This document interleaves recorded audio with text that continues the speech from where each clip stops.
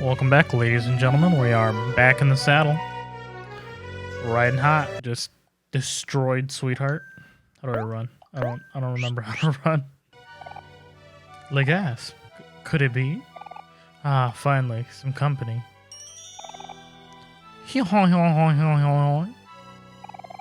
I've been alone for so long, but after what feels like an eternity, at last, I have an audience.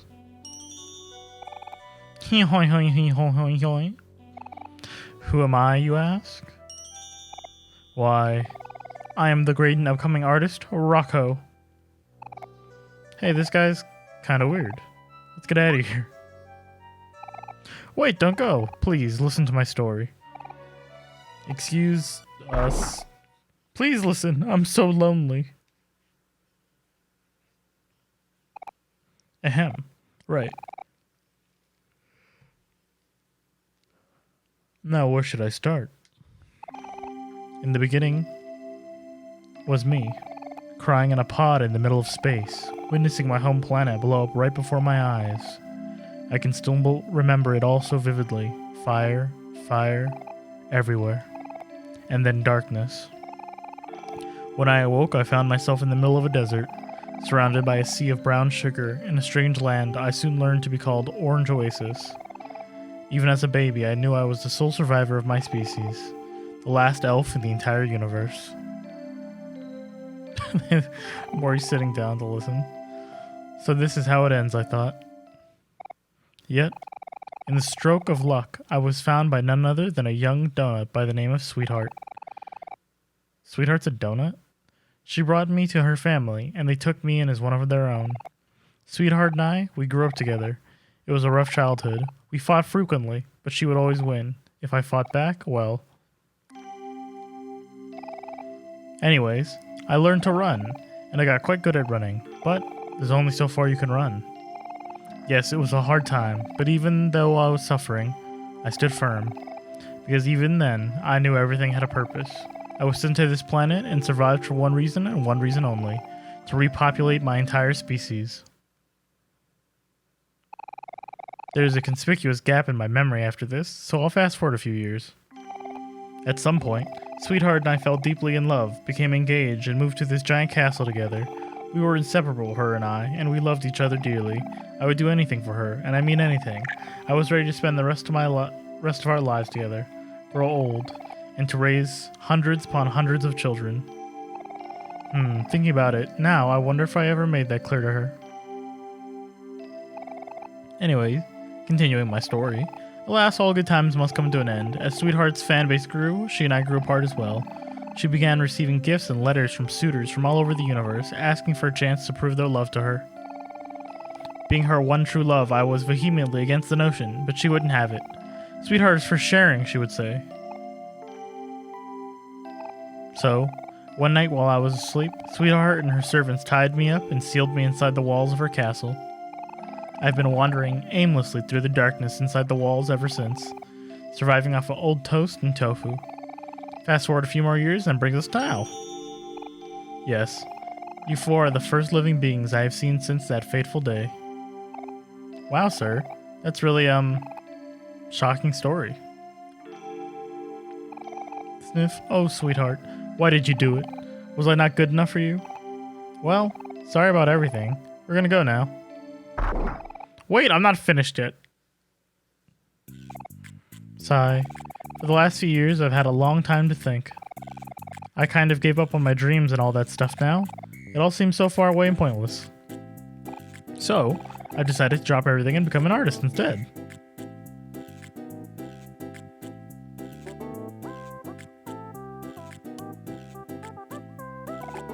Sigh. And since I'm just starting out, I suppose I can give you all a discount. For my first ever masterpiece, I will only charge you 1,000 clams. Well, what do you guys think? 1,000 clams is kind of steep, isn't it? Please commission me. We'll think about it. Ah, yes, of course. Do take your time.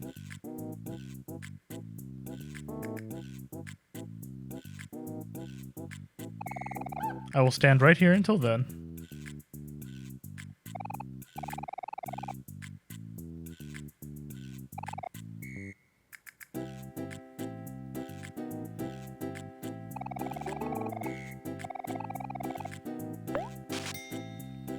Sure, dude. Le Magnificent. Please return after some more adventuring. After all, greatness takes time. I won't disappoint you.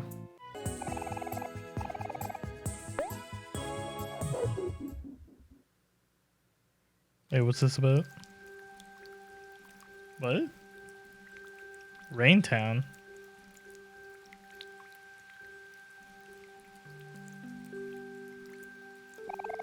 Here in Raintown, it's always seemed to be raining a bit. It's not the most ideal weather conditions for a picnic, but that's never stopped me before. Yeah, anytime is a good time for a picnic. That's right, Kel. Anytime is a good time, especially with friends. Mmm, yummy. Thanks for the soup, Mari. This soup is slurp delicious. Can I have some seconds, please? What's wrong, guys? Is there something wrong with my soup? Lazing around in the rain is fun and all, but eating in the rain is a whole other thing. I can't tell where the rain ends and the soup begins.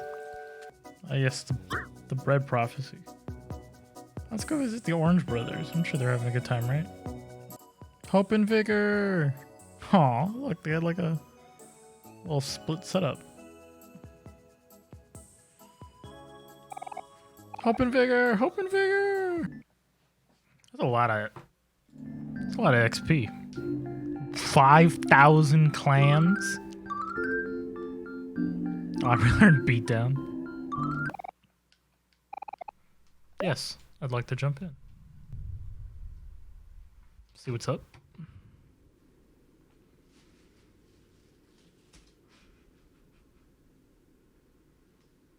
Just vibing. Oh no. Oh, I don't like that.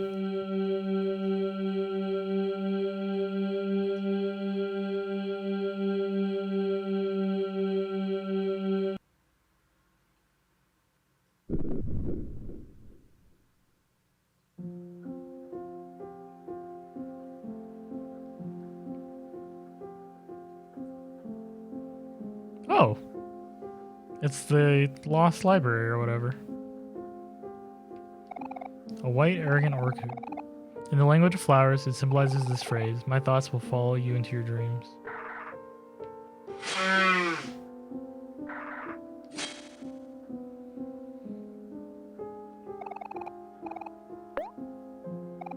One by one, they fell asleep on the car ride home.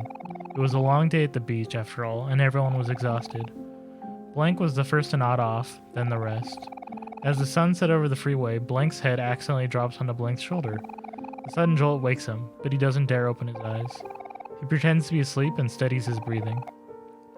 He listens to the sound of the road. He feels the soft sun resting on his own skin, and the slight tinge of pain on his nose from tomorrow's sunburn. He is happy, very, very happy, and he makes a vow to himself that no matter what, he will remember this moment forever. Dark in here. You find a book of interest. Read the expert. A puddle of juice sinks into the carpet. Hovering above it is none other than Blank's holding an open juice box. He looks around at his friends, who are wearing the same face of disappointment. He lets out a guilty chuckle.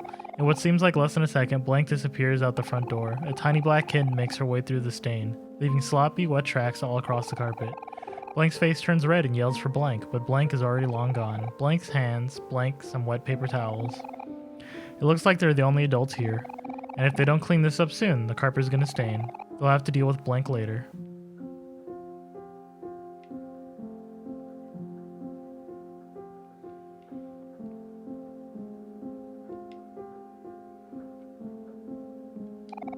You find a book of interest. It was a hot summer day, and all Blank could think about was why they couldn't do this tomorrow. The backyard was a mess. Planks of wood were strewn about the area. Paint stains blotched the grass thanks to Blank and Blank's work. All day Blank watched Blank lug planks of wood back and forth from his dad's pickup truck. He watched Blank's hammer his finger over and over, made note that over an hour has passed since Blank has climbed down her ladder. I will just be in their moral support, Blank thought, as he sat sleepily in the shade of his favorite tree. Of course, he knew this wouldn't be the case. Soon his friends will be asking for his help, and he won't be able to refuse. The treehouse is for everyone, so it's only fair that everyone puts some work into it. Blank knows this and agrees, but reluctantly. He slides up and wobbles his way to the mess. He knows he should put in his fair share. It just had to be on the hottest day of summer. Oh.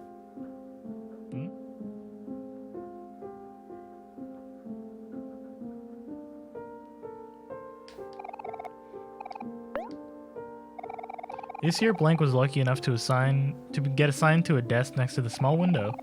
Every day during class, Blank would gaze listlessly through the opening, at the shadow of trees, the clouds creeping overhead.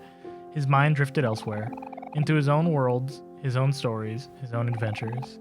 He had a habit of doing this. It was easy for him to get lost. Today was the same as any other. Blank stared vacantly out the small window as the clouds passed one by one. Suddenly, a hand playfully slaps his back, snapping out of his reverie. Blank looks away for the opening. Blank smiles. He motions that the class is over and that it's finally time for lunch. It's pizza day today, and they all need to bolt to the cafeteria before it's all gone. Blank's stomach growls. He looks at the small window one last time.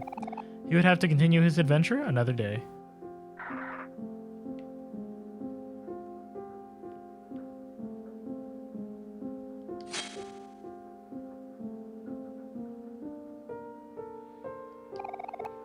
You find a book of interest. Read an excerpt?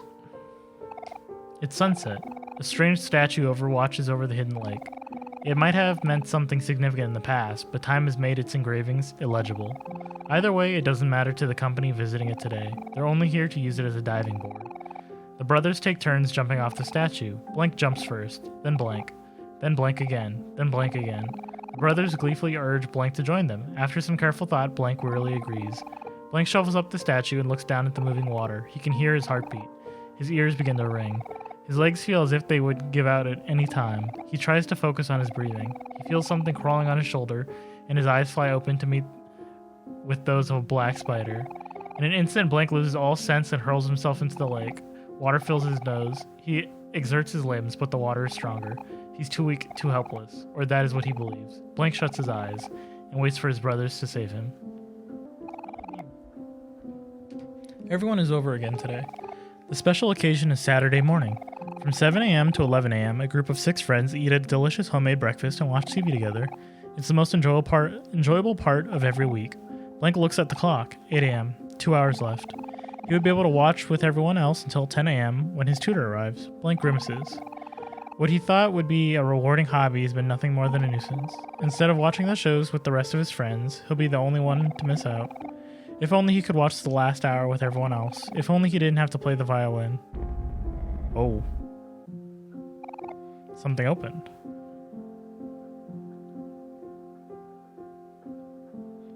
Oh, no. I don't want to take this L. L.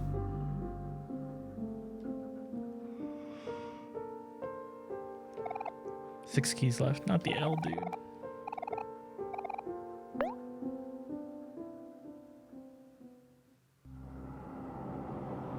Yo, what the fuck is this?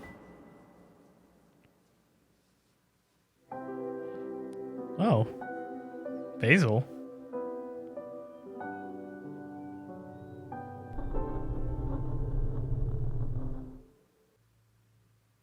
Don't forget, it's in the toy box.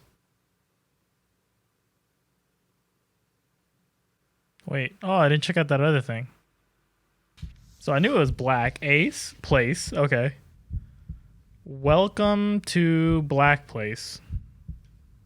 Oh, welcome to Black Space. It's time to fucking kill myself.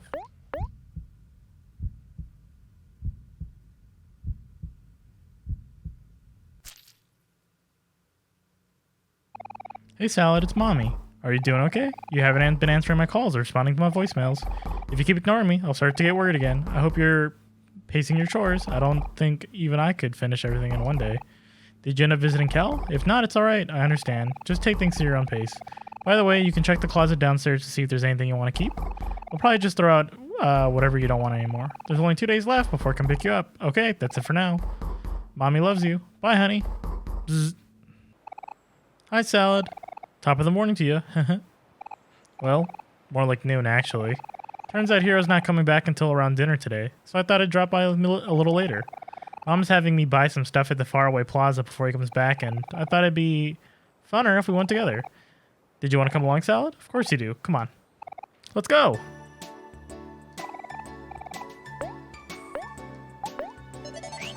These are the vibes. Kel smells. What the heck? What happened here? Dang it, it must have been Aubrey and the scooter gang.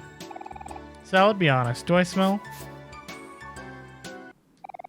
Our dearest Mari. The sun shined brighter when she was here. Mari. It feels like so long ago already. I still think about her all the time. I'm sure you do too. You know, when Mari passed away, Hiro really stopped caring about everything. He didn't want to get out of bed for school or even eat. He stopped taking care of himself, stopped baking and cooking. It was like that for almost a year. Mom and Dad didn't know what to do either. We all tried to help him and be supportive, but nothing was really working. One night, I went over to him while he was all huddled in his blankets and started saying stuff. Stuff like how we all miss him and how we want him to get better. How everyone is really worried. How Mari wouldn't want to see him like this. I thought I was helping him, but Hiro got angry. He suddenly got up and started screaming and yelling at me about a bunch of stuff. Some of it was pretty hurtful too, but I think I blocked out a lot of it. His eyes were already super red, but the more he yelled at me, the harder he cried. I tried my best to calm him down, but whatever I said just made him worse. I'd never seen Hiro do anything close to that before. It really took me by surprise, and I was so scared that, well, I started crying too. Eventually, Mom and Dad ran to our room and rushed over to hug him and calm him down. But they completely ignored me. I think that's where Hiro got his sense back, because he ran to me and hugged me right away. Just kept apologizing over and over. But at least Hiro got a lot better after that. He started taking care of himself again and focusing on school a lot more, and joining a bunch of extracurricular stuff. He's naturally good at everything, but he still works really hard, so I'm proud of him. I guess he's a little more closed off now than he used to be, but I'm really glad to have my brother back. Anyways, sorry for the long story. I don't think I've ever told anyone that before. It's not his fault, but I still think Hiro blames himself for Mari's death. Hiro never visited here, not even once. I know it really hurts, but maybe it might be good for him. I don't know. A white arrogant orchid. In the language of flowers, it symbolizes the phrase, "My thoughts will follow you into your dreams."